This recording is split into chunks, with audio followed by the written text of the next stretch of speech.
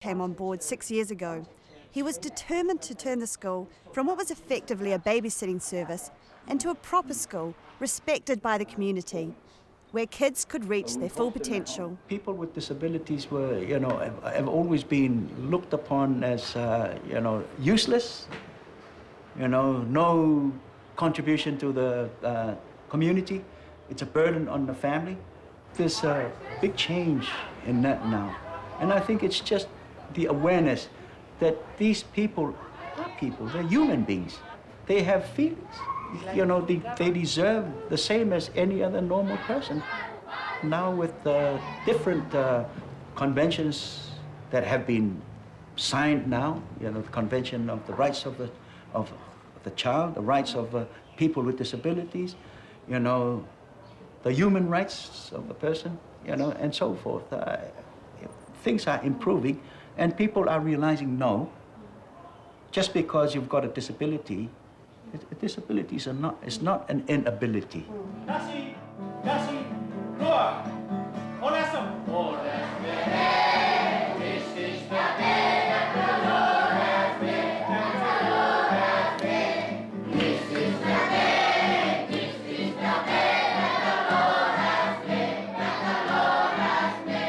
When they see the van, when they see Loto Taumawhai, they know this is Loto. It's for people with disabilities, and they're here to work with people with disabilities in the community.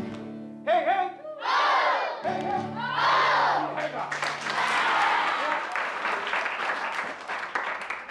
hey! Loto Taumawhai has lifted the profile of people with disabilities in Samoa. We've got the independence celebrations coming up in the 1st of June, and the whole school is marching together with other schools.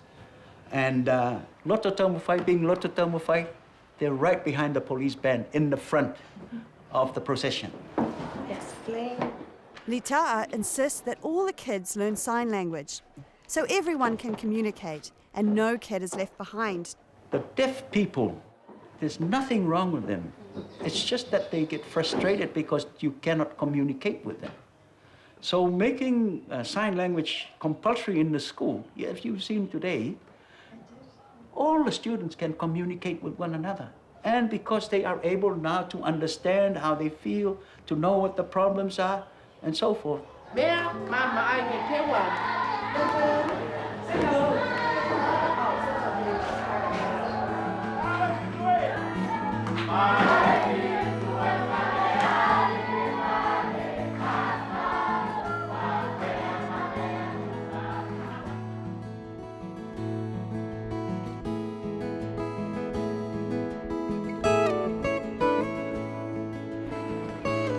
We leave Loto Taumawhai completely energised.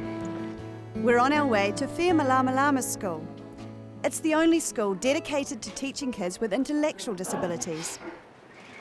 Probably the most stigmatised in Samoa, there's a common view that these kids can't learn.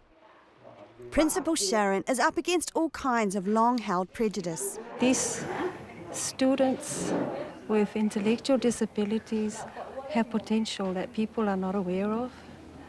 And I think the reason why they look like they can't do a thing or they probably don't understand a lot is because people haven't taken the time to actually sit down and talk to them like any normal individual. At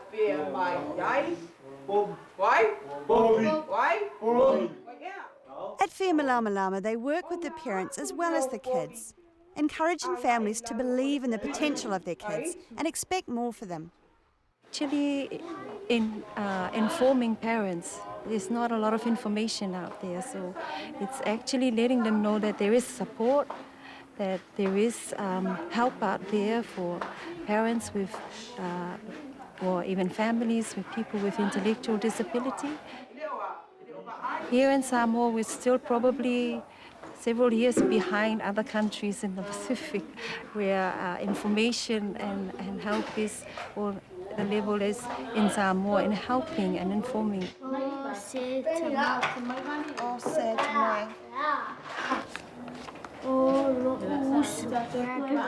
So is brother. Oh, my sister. Because there's a lack of information, Even some of the teachers need to be convinced of the children's potential and to value small games. Very good reading. Good English. And the other problem is social attitudes. It's still very much not so good here in Samoa, the attitude towards people with disability. So we need to change some of that.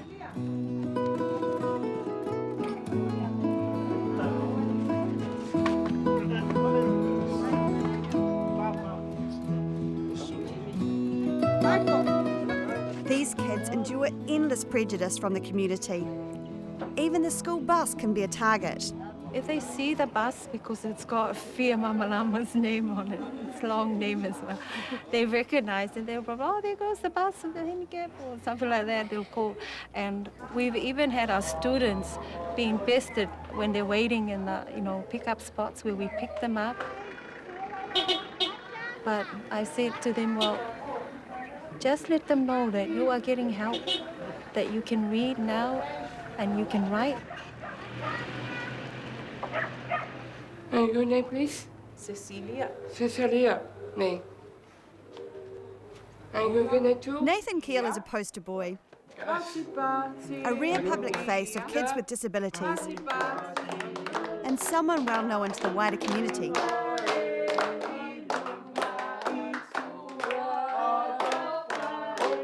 His father is Associate Minister of Tourism and the owner of the only McDonald's in Samoa.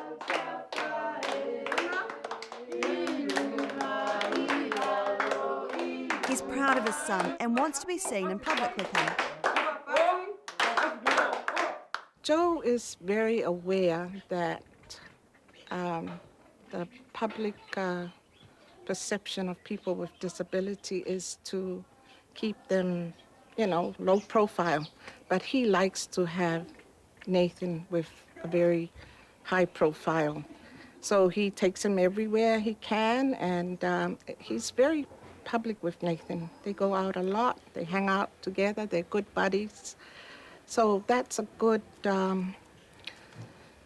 public awareness thing to show other people with children with disabilities that you don't have to hide them. The family's also recognised that by making Nathan visible, he might well help change attitudes towards other kids with disabilities. To promote their business, the Keels decided on a Billboard campaign, using the current Miss Samoa alongside their son Nathan. Hey, we were driving down the road the other day, Yeah. and I saw your face up on the billboard. Yes. What was that for? And the picture me and Gwen and the picture Ab on TV. Is that for McDonald's, was McDonald's ad. it? Yeah. He might have Down syndrome, but he has the same needs and likes and dislikes as most people. And he loves being up there on the billboard. He loves being the center of attention. In a country that tends to hide disability away, this seems truly revolutionary, a massive public statement.